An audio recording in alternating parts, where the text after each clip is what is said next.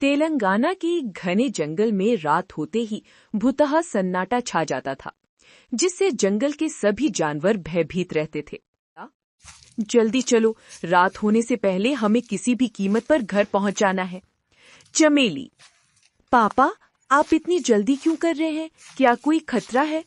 भोला: डरने जैसी कोई बात नहीं है बेटे, पापा ने तो बस यूं ही कह दिया। चमेली: पापा सच बताओ, क्या बात है?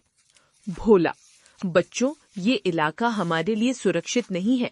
रात के समय यहाँ खूंखार जानवर घूमते हैं, इसलिए मैं जल्दी करवा रहा हूँ। कुछ देर बाद सब अपने घर पहुंच जाते हैं। भोली: चमेली, भोला, तुम लोग कहाँ गए के? मुझे तुम्हारी कितनी चिंता हो रही थी पता है? दूसरे जंगल से खूंखार भेड़िए यहाँ घूम रहे हैं। भोला: ये तो मैंने भी सुना है, परंतु हम जाएं तो कहाँ जाएं?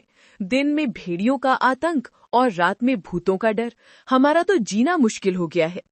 तभी भेड़िए की आवाज सुनकर सब डर जाते हैं और घर के अंदर चले जाते हैं। जंगल में घना सन्नाटा था। तभी जंगल में दो खूंखार भेड़िए आते हैं। भेड़िया 1 रंगा: देखा, हमारा कितना खौफ है, एक भी जानवर दिखाई नहीं दे रहा। दोनों भेड़िए शिकार की तलाश में घूम रहे थे। उनको देखकर एक खरगोश पेड़ के पीछे छुप जाता है। खरगोश मन ही मन: अरे बाप रे, भेड़ियों ने मुझे देख लिया तो जान से मार देंगे। ठीक उसी वक्त भेड़िए को एक हिरन नजर आता है। भेड़िया 2 बिल्ला: रंगा, चलो आज हिरन को शिकार बनाया जाए। रंगा: चलो। और दोनों भेड़िए तेजी से दौड़कर हिरन को दबोच लेते हैं। ये दृश्य पेड़ के पीछे छुपा हुआ खरगोश देख लेता है। रंगा: आज के खाने का इंतजाम हो गया, चलो अब कल आएंगे। दोनों भेड़िए हिरन को लेकर चले जाते हैं। अगले दिन सवेरे पूरे जंगल में कल रात की घटना के चर्चे शुरू हो जाते हैं। एक जानवर: महाराज, अब तो हद हो गई है, बाहर के जानवर भी यहाँ आकर शिकार करने लगे हैं। दिन में उनका डर, रात में भूतों का डर, हम जाएं तो कहाँ जाएं? दूसरा जानवर: महाराज, भूतों की समस्या से हम पहले ही परेशान थे, अब इन भेड़ियों ने हमारी परेशानी और बढ़ा दी है। महाराज शेर सिंह: तुम लोग डरो मत, क्योंकि डर जब हम पर हावी हो जाता है तो दिमाग काम करना बंद कर देता है। ऐसे वक्त में हमें क्या करना चाहिए? सबको मिलकर डर का सामना करना चाहिए, मुसीबत का मुकाबला करना चाहिए। जानवर: महाराज, हम ठहरे मवेशी, हमें लड़ना नहीं आता। महाराज शेर सिंह: तुम चिंता मत करो, मैं कुछ करता हूँ। सभा खत्म होते ही सब अपने अपने घर जाने लगते हैं। भोला भागते हुए: चमेली, चमेली, हमारे बच्चे गायब हैं। बच्चे गायब होने की खबर सुनकर चमेली पांप जाती है। चमेली: चलिए ना, बच्चों को ढूंढते हैं।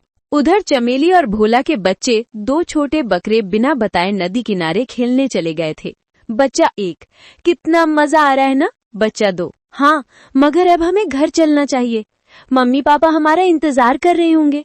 बच्चा 1: इंतजार नहीं, चिंता कर रहे होंगे, चलो घर चलते हैं। बच्चे घर जाने की सोच ही रहे थे, तभी भेड़िए उन्हें देख लेते हैं। बिल्ला: वहाँ देख, आज के खाने का भी इंतजाम हो गया।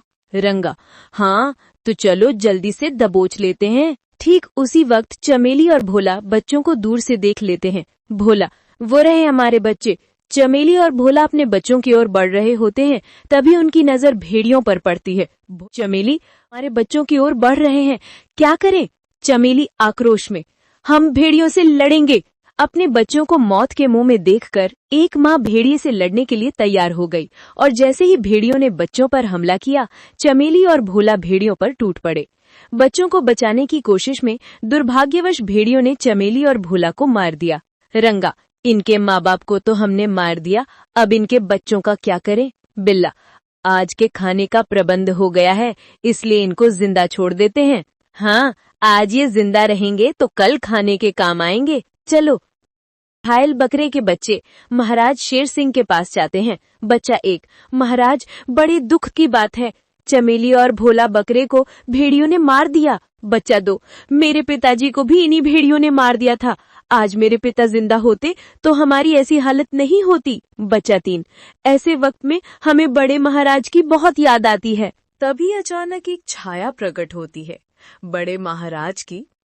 मैं अब तक अपनी मौत का बदला नहीं ले पाया, इसीलिए भूत बनकर भटक रहा हूँ। बच्चे, बड़े महाराज, आप इस रूप में? बड़े महाराज की आत्मा। हाँ भोला चमेली, तुम दोनों की मौत जाया नहीं जाएगी। मैं तुम्हारी मदद लेकर उन भेड़ियों को आसानी से मार सकता हूँ। चमेली आत्मा। हम मरे हुए बकरे भला आपकी क्या मदद कर सकते हैं महाराज? बड़े महाराज की आत्मा। मेरे भूत होने के बावजूद भी मैं कई सालों से भेड़ियों को नहीं मार सका हूँ, परंतु अब तुम्हारी मदद से उन्हें मार पाऊंगा। भूला आत्मा। हम कुछ समझे नहीं महाराज। भेड़िए बड़े शातिर हैं, उन्हें पता है कि रात के वक्त ही मेरी भूतिया शक्ति जागृत होती है, जिस कारण वे लोग दिन में ही शिकार करके चले जाते हैं। चमेली, तुम भेड़ियों का चारा बनने का नाटक करोगी और भोला एक भेड़िया बनकर उनके साथ रहेगा। फिर कैसे भी करके भोला उन्हें रात तक रोक लेगा। जैसे ही रात हो जाएगी, मैं सारे भेड़ियों को खत्म कर दूंगा। चमेली आत्मा। ये तो बहुत बढ़िया प्लान है, तो कल भेड़ियों से मुलाकात करेंगे। अगले दिन भेड़िए शिकार तलाश में जंगल में जाते हैं। रंगा, वहाँ देख, हम आज उस हिरण का शिकार करेंगे।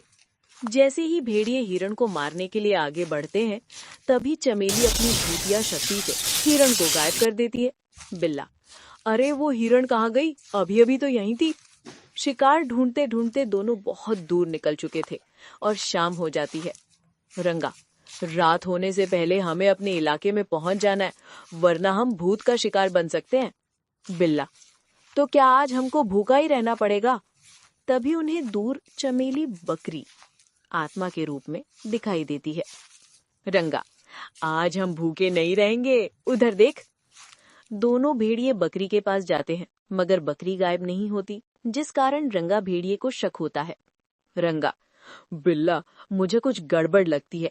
आज जितने जानवर के पास गए वो गायब हो गए या भाग गए, मगर ये बकरी भाग नहीं रही है। कहीं ये हमें फंसाने की साजिश तो नहीं? तभी भेड़िए के वेश में भोला आता है। भोला भेड़िए के वेश में, भाइयों, क्या मैं तुम्हारे साथ उस बकरी का शिकार कर सकता हूँ? लेकिन तुम कौन हो?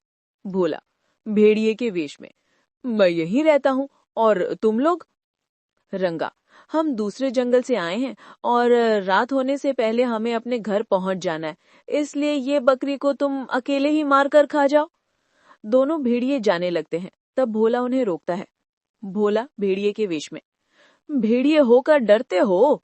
बिल्ला, हमें जानवरों से नहीं, भूतों से डर लगता है। भोला भेड़िए के वेश में, आज के जमाने में भूतों पर विश्वास करते हो? मैं वर्षों से यहाँ रहता हूँ, मैंने तो कभी भूत प्रेत या किसी आत्मा को नहीं देखा। रंगा, क्या तुम सच कह रहे हो? भोला भेड़िए के वेश में, अपनी खुद की कसम, अगर मैं झूठ बोलूं तो अभी मर जाऊं। दोनों भेड़िए भोला की बातों में आ जाते हैं और बकरी का शिकार करने के लिए आगे बढ़ते हैं, पर जैसे ही तीनों भेड़िए बकरी के पास पहुंचते हैं, बकरी भागने लगती है। बिल्ला, बच के जाएगी कहाँ? आज हम तुझे जिंदा नहीं छोड़ेंगे। यूं ही भागते भागते शाम ढल जाती है और रात हो जाती है। भागते भागते अचानक बकरी रुक जाती है। रंगा, लगता है बकरी थक गई है, अब दौड़ नहीं पाएगी।